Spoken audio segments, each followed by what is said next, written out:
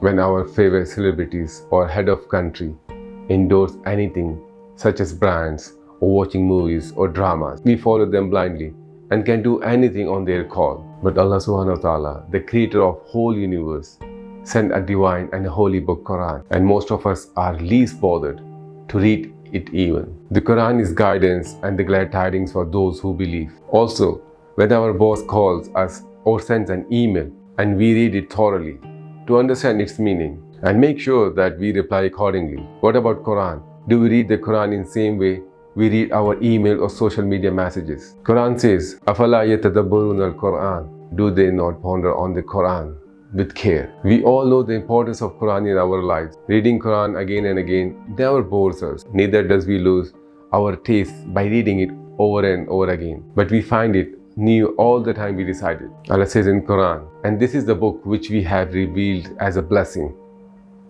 So follow it and be the righteous, that you may receive mercy.